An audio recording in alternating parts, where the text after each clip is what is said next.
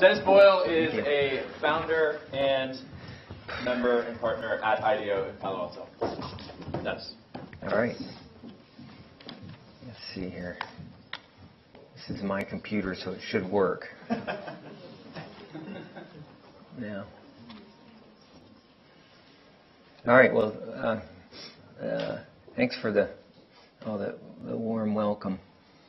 Let's see. Where's mine? Yeah, here it is. So I thought I'd lean into this a little bit and add a slide to my presentation. Let's get going here. There it is. I'll go back. Design thinking and thinking like a designer. So honored to be here with all these people I admire and new friends that I now admire on the fringes or on the front lines, really, maybe the fringes of. So happy to have a new honorific in my title. I'll put that on my card. So design thinking has a lot of roots come back to Stanford. In the 50s and 60s, a couple of innovative professors decided, like, we're just training engineers to be problem solvers. They need to be leaders. They need to be problem finders. And that was the roots of this design process and need finding. And it turned eventually into design thinking just less than 15 years ago, but we'll get there in a minute. But a bunch of us, led by David Kelly, said maybe we can get paid for what we enjoy doing as students and projects. And so that was the genesis for IDEO. That was us then in 1980. That's me with not a bit of gray hair or the big 1970s glasses there, and our very first computer. And we were proud of the fact that we had push-button phones. I mean, geez. But anyway, we've gone a long way since then, and now 700 people, 9 offices around the world, we started as mechanical engineers, industrial designers, so that's my background. I tried that as an undergrad at Notre Dame, and they didn't really mix. It was just like, what are you doing? But at Stanford, it was like we were among our own kind with design and art and business and entrepreneurialism. So it was just a beginning. But now there's 16, 18 different disciplines and any number of kind of business portfolios that all seem to mesh together, and people trying to disrupt ourselves in lots of different ways. And I'm happy to talk more about that. But of course, there's still engineering and industrial design, but it's supplanted by so many other things. And this design thinking gives us permission to be in almost every kind of business there is, and that's the genesis of this kind of like this democratizing, as other people have started to say, and I'm going to say it from now on too. This design thinking is the heart of our process, and it's wonderful to see this being adopted and being improved on by all of you. But again, just as a bit of a background, it's this human-centered fundamentally, and it's this balancing act between what's desirable, what's viable, and what's feasible, this lovely kind of basic Venn diagram. Now, I've been saving diagrams for this design thinking process, and I think I'm up to 12 or 15 now, but you saw this earlier in Joyce's slides. But any way you look at it, it starts with this empathy. It starts with trying to understand the user in every way that you can. And so we call this design research and human factors, and it comes out of anthropology, cognitive psychology, and design at its root. All designers are now being trained in this way, and so there's a wonderful movement. And so I'm going to get to a little bit of my observations as trying to be one a little bit and what I see happening in this space. But before then, it's not about necessarily asking or focus groups at the beginning, but it's about immersing yourself in whoever needs what you're trying to design, whether they be patients or physicians or nurses or the parents or the families or the customers or whatever. So that can mean at NYU trying to improve that admission experience that was just referred to a little while ago, and that means admitting yourself in as many different ways as you can, getting permission in most cases, I think, and then learning and feeding that back in addition to what you're hearing from patients. I'll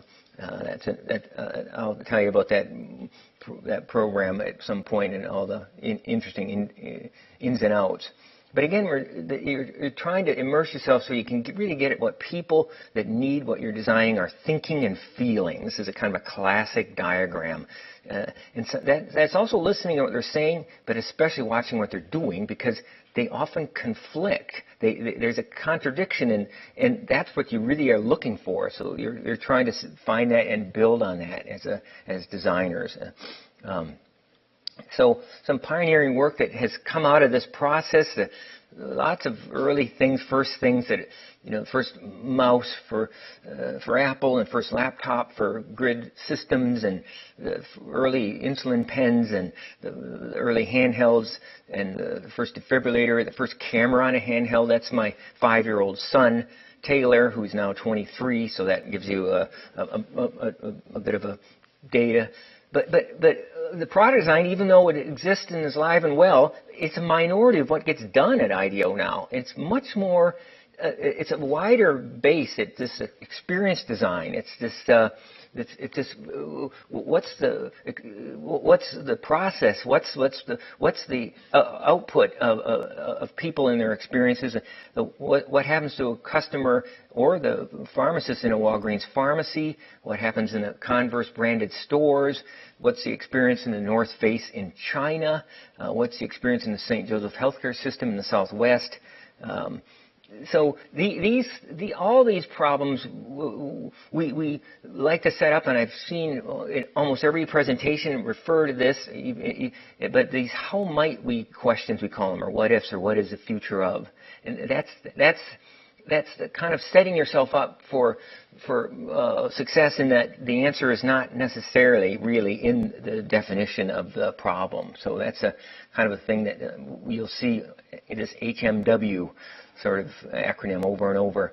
But I thought I'd just show what we're seeing all the time now, and make a little bit of what's happening in the last few years.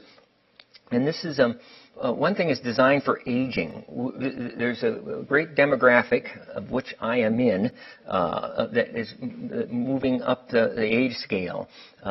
You see a lot of graphs like this, and I am going to be in the red part of that graph in 2020. So coming right up. And so we've done some, and are doing interesting work in this space, and there's a lot of need. So almost anything I can show, there's at least something going on that I can't show till next year. But working with ARP and a bunch of partners to understand and enable entrepreneurs to innovate for this growing market. And that can be healthy aging design principles and insights. So published just last week are these books. I always got a lot of props here. These books, and they're free PDFs on the IDEO site. So Aging for Independent Living and Aging for Connected Living. So please take a look at that. One cool thing is we've had a woman named Barbara Beskin, a former Army occupational therapist and designer and author and professor, say, I don't want to be retired anymore. I want to work. And so she's helped us for the last number of years, 1 day a week in our SF office and Palo Alto office. She's now moved to Southern California to be with family, so we bring her up less commonly. But she still is very active in helping us in this space, and kind of a bit of a spokesperson. Went to the White House and speaks to classes and universities, and then just sits with the design team. So I think that's been a lovely thing, and there's more going on and a big need for this. So. Design for women's health, women's health, it seems kind of like, isn't that obvious? Well, it's like women's health's been sort of a subset of men's health, it seems like, for forever. And so there's a more focus on the needs and the work in this area. But lots of work for companies, operations that are somewhat similar and exactly Planned Parenthood. How might we improve the patient experience with the physical clinic designs, but also the communication with the patient before, during, and after treatment, and all building software tools and thinking through the journey of the patients in this case. working through IDEO.org, a nonprofit part of IDEO, even though our CFO likes to say, I think all of IDEO is nonprofit most of the time. But Marie Stopes International, how might we empower young women to learn about birth control in Zambia? And if you're a woman in Zambia, you're 50% likely to be pregnant by the age of 20. So there's a big need for understanding the challenge and communicating choices to these young women. This is a product just shipped in October for the Willow Breast Pump from Mountain View startup. Any of the mothers in the audience will probably relate to this. They all do on the tour, like, oh my God, this is a lifesaver. I'm not like a Guernsey cow hooked up to a machine and I can't do anything. So these are breast pumps that you wear, and you communicate either through an app or through a bit of controls, and all the milk is put into a small bag that's easily stored and used. That's a neat thing on the market now. There's a few, like 4,000 or 5,000 systems in the market and like 50,000 on order. Designed for digital health. This is one of the biggest things. People keep saying, what's going on? We're almost not designing any devices anymore that are not connected in some way. So this is going on for almost every condition you can imagine. And so this is an interesting part of design. And so the need for interaction designers to complement all the rest of the design disciplines is incredible. We can't quite find enough of them. So all of you students out there, take note that this is a needed and a lovely offshoot of many different types of design, and programs are just forming in the last 5-10 years. This is how might we help people understand their cardiac health, a single lead EKG, which I have here somewhere. And this is work for Helix, a startup that's become well funded after its early pilots. How might we help people understand and use their genomic data? This is a kind of a 23andMe company, but it's really, we help them carefully design the interface on their site, and then a number of applications so that people can interact with all this data in some useful way. So it's around fitness and health and nutrition and of course ancestry and entertainment and family. But what does this mean, and what does it mean for my life? Designed for adherence. How might we help make the effort to stay on multiple medications easier over time? At least I've talked to 2 students working a little bit in this space. This is work we did to help a company get started called PillPack out of the East Coast office, the Cambridge office. And nearly 50 million people in the country are on 5 medications or more. So to date, the biggest design is making special boxes or bags to carry all these bottles around. So that is not effective. So the background is an online pharmacy that helps you manage all this, and then you get a tape with your medication with the day, the date, and the time on it. And then there's reminders to help you stay on it. So this is a neat, effective, relatively new offering. This is a company called Gilead that we've been working for, that's recently shipped its work that we've worked on. It's how might we improve the experience of physicians communicating PrEP medication to their HIV patients. This is a whole journey of understanding the diagnosis and disclosing and decision making, because now there's a lot of decisions in treating and maintaining HIV. And the frequency and size of medications and different side effects, and so helping create tools for physicians and healthcare providers to help the patients make sound choices, and then help them remake them if things happen later that change their condition. Designed for digital therapeutics. This is a big and growing field. I mean, there's half a dozen very well-known startups in the Bay Area that are well-funded and are trying to make a difference directly in patients' lives through patient experiences on their cell phones and on the web. One of the best known is IDEO spin-out Omada Health, but this is a work we did with UCSF design team, that how might we improve the experience of young patients with schizophrenia. And this is giving them a walled garden of places to communicate with their friends, their family, their caregivers, helping them stay on target with medications and their goals. Design for health and mobility is amazing thing. That $150 billion each year is cost the U.S. healthcare system is a cost by missed appointments. So certainly in our area, but everywhere, lots of people are looking at this and trying to design, having us help them design solutions for this kind of problem. How do you get patients to the health care on a timely basis? And everybody's trying to pay for this because it saves, in the long run, money. And our own cars are changing, or we're not going to have them, so there's going to need a lot better choices. And then design for telehealth, a couple people mentioned this, but this is definitely what we're seeing.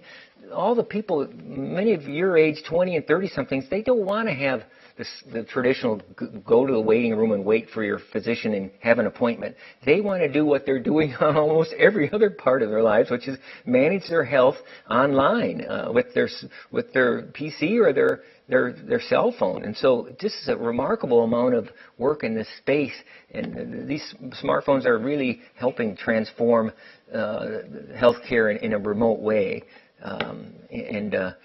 I'm happy to talk more about that. Exciting to see this and be at least part of some of it. And then design for AI in healthcare, what we call is augmented intelligence, or design for data in healthcare. It's this artificial intelligence, like I say, we call it augmented intelligence because design is sort of needed to design the interface.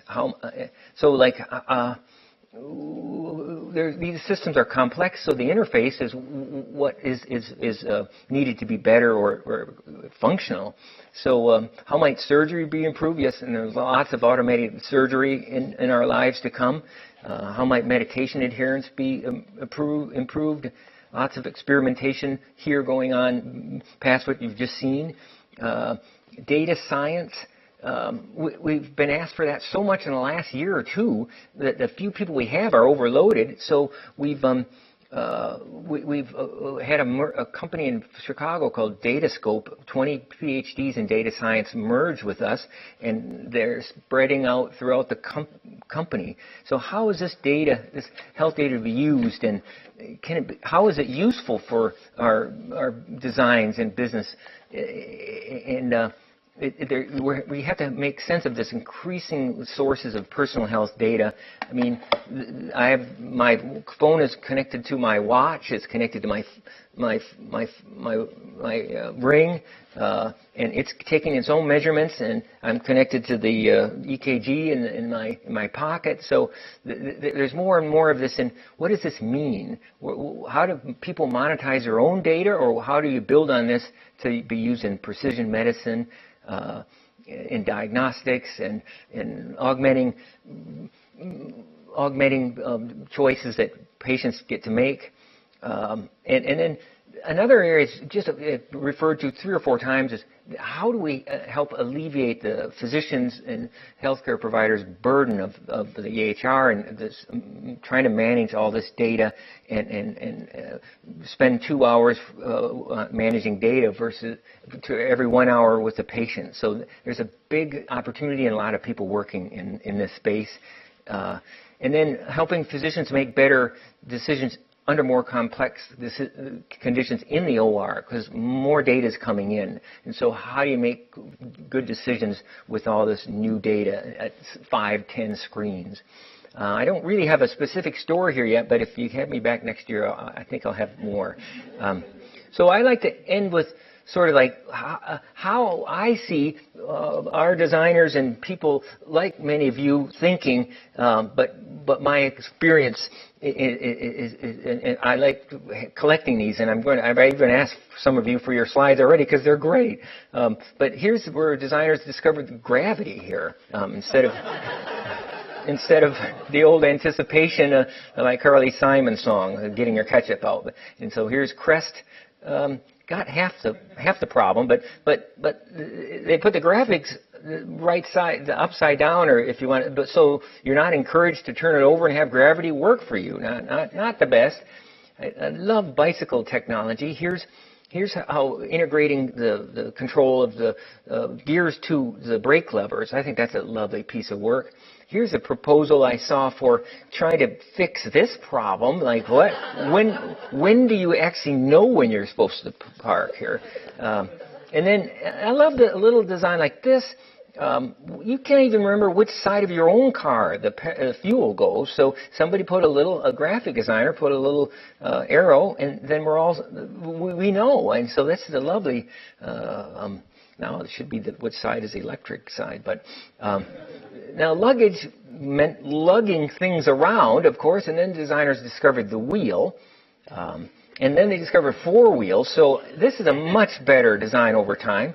This is something I've noticed in travels, that your neighbor in the airline seat is adjusting your volume over and over. I couldn't figure it out until, I see, and I'm adjusting my other neighbor's volumes at the same point. So this was a little workaround that somebody made, but it does work, but then you're on this sharp thing with your elbow in this hole. It's not very comfortable. People have already pointed this out. I love the design and the look and feel of how elegant and thin and slim the Apple products are, every product. But I'm forced to carry this around to make them work. So that's machines that take your credit card. I mean, they're either stripe left, stripe right, stripe up, stripe down. Sometimes they're trying to fix that by go both ways, but that's only 50% of the problem. Sometimes design is just missed completely. Here's bleach and laundry detergent that not only looks but smells, and in bottles like juice, and they have names like lavender and passion fruit and citrus. Just don't drink it. In many cases of accidental ingestions of this household cleaner. So here's another. Auto companies have made some errors recently around trying to be more advanced in shifting automatic transmissions, but they get away from the paradigm of knowing that when you shove a shift all the way forward, you're in park. Now you have to, for some of these newer shift levers, you have to look carefully at if you really are in park or you're in reverse or you're neutral, because it requires you, it goes back to center every time. And so this has caused some fatalities. And here's one of my favorites that I get directly from Joyce Lee, the design of the EpiPen. I love showing this one. I talk about it whenever I'm in this kind of situation, but everybody's used to taking a cap off a pen or a syringe, but not in the case of this EpiPen design. The cap is taken off to arm it, and then you're supposed to plunge it into your thigh. Well, that doesn't always happen when there's a panic situation or you're in the dark. You're not reading anything. You're just trying to go on instinct. So there's been really thousands and thousands, tens of thousands of unintentional injections because people reverse this, and this should not be going into your thumb. So the signage doesn't work in these situations. So again, I thank Joyce for this. I use it all the time.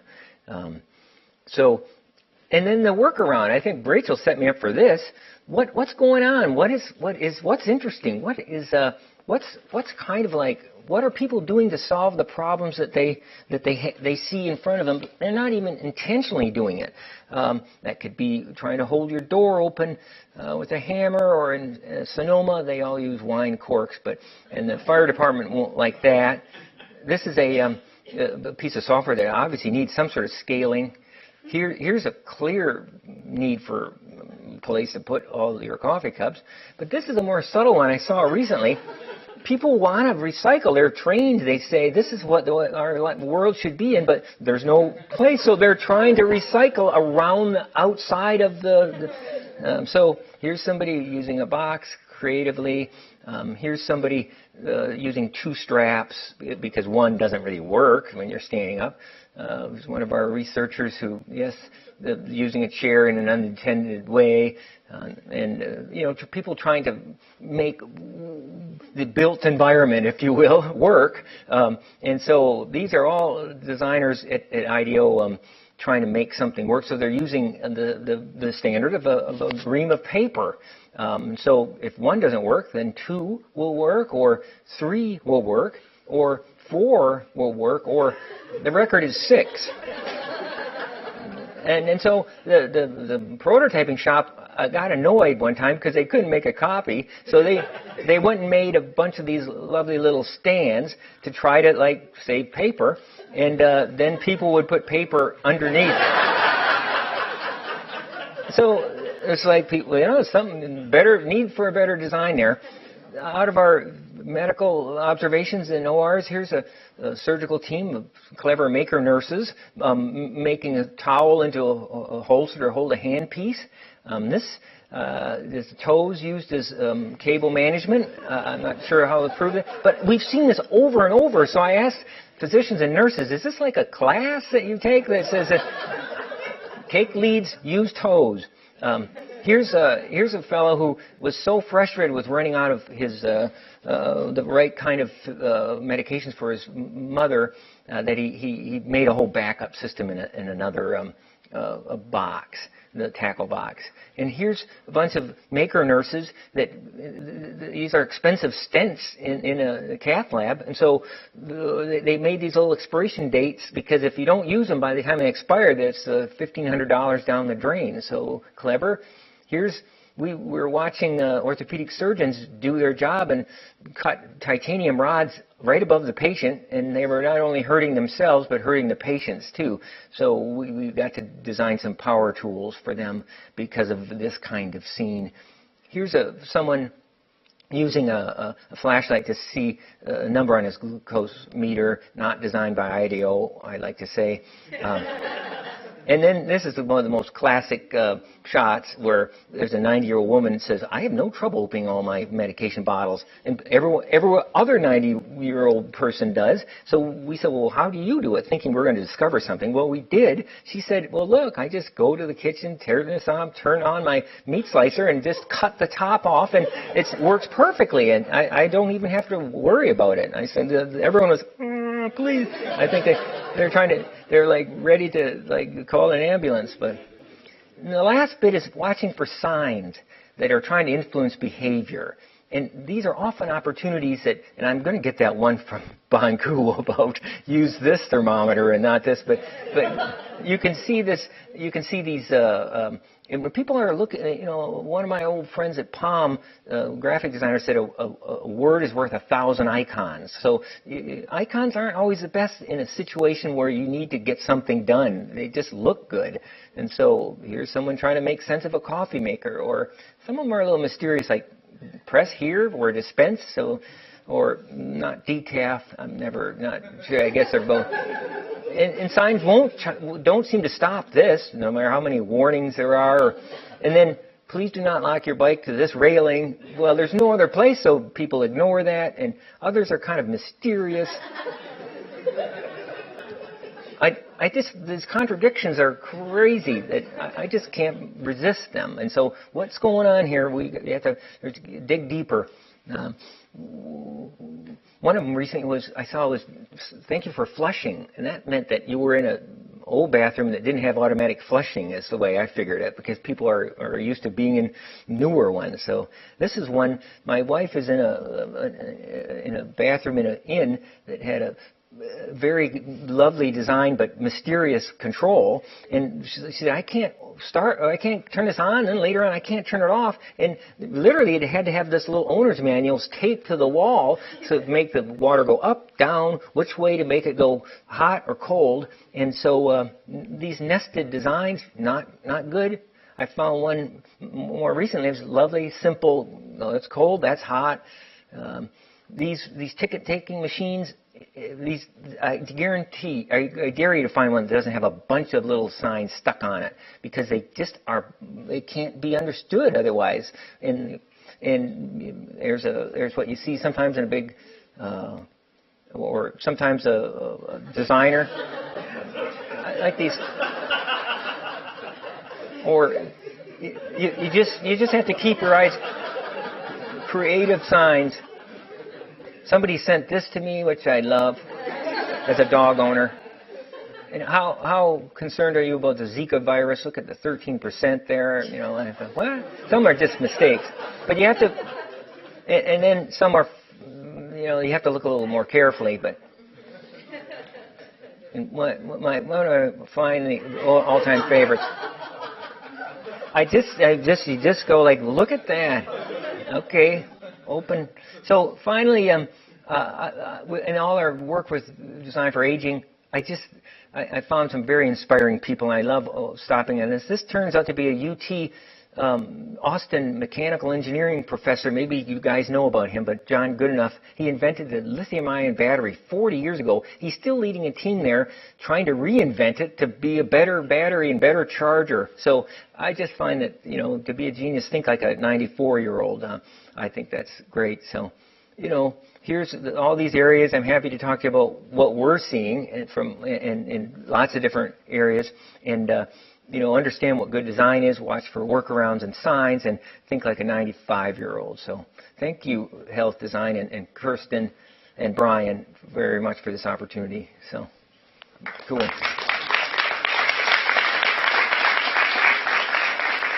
All right, are we good? We have time for a break? Okay. Yeah, let's take some questions. As Yes. everybody knows, one of the huge problems in healthcare with clinicians is the electronic health record. I mean, at this point in time, and with other examples of failed design, how do users unite to get the manufacturers to create products that work? And I just came from a meeting where we're reviewing patient safety events for our outpatient practice, and there was a case where a provider dispensed 8,100 tablets of blood pressure medicine. So we highlighted to the manufacturer of the EHR how this could happen, and the response was, it's functioning as designed, which are the three words that just, I'm still angry about hearing those three words now, an hour later. And I've heard it from other, EHR vendors. Oh, it's functioning as designed. I'm like, you've got to be kidding me. I mean, well, it's failing as designed. Exactly. So I just feel powerless. So what advice do you have to people to, fight back on some issues like this? Well, the EHR is almost like trying to change the government. But I'll tell you right now that the big players like Apple, Google, Facebook, other people are moving into health, and they see this as a big opportunity for disruption and new business. So it's slowly but surely happening, and there may be a big paradigm shift one of these days as they take over some of this data management combined with blockchain, and that's really a few steps away from what I do, but I can see it, and I hear people talking about it and asking us about it, and that's why this data science is coming in, and you see these big players and lots of startups trying to figure out, okay, where's the crack in the armor here? Because we can take over this, or we can change so I think it's ripe for a big paradigm shift, but I wish I could tell you more about exactly how or what to do there. Anyway, yes? Oh, sure. Thank you so much. You said the first step is to understand the user. How do you tease out when there's multiple users? And particularly, I'm thinking about the patient versus the provider, where their objectives may be very different. Well, that's a good question, and it's very much the typical norm. So in the first part of this understand, observe, this kind of the inspiration part of a project that can be weeks or months, hopefully as much time as you get, but nobody ever says, here's all the time and all that you need and all the budget you want. But so you're always trying to fit it in. But that means trying to look at people in these stakeholders, and that may be only a dozen of people, maybe a dozen patients and a dozen healthcare providers, or maybe a little bit more if you're lucky.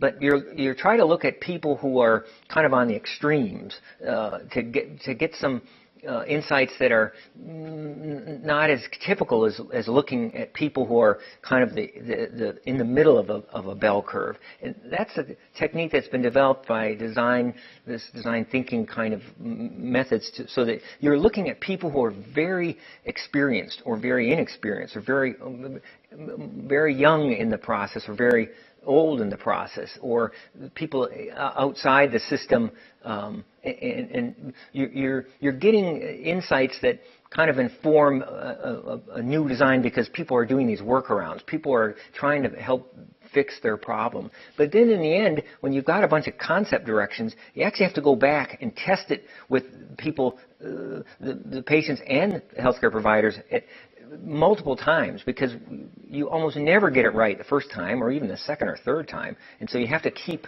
iterating on little pilots, little prototypes and you try to find people that are somewhat very expert or very naive and look at their responses and try to figure out if you've made some fundamental errors of omission or like misunderstanding of who they are. So it's this, get inspiration as much as you can early on by as many stakeholders as you can, but then quickly build and test and see if what you thought were insights at the beginning still work as you go through the cycle. So I'm happy to talk later about that with you too.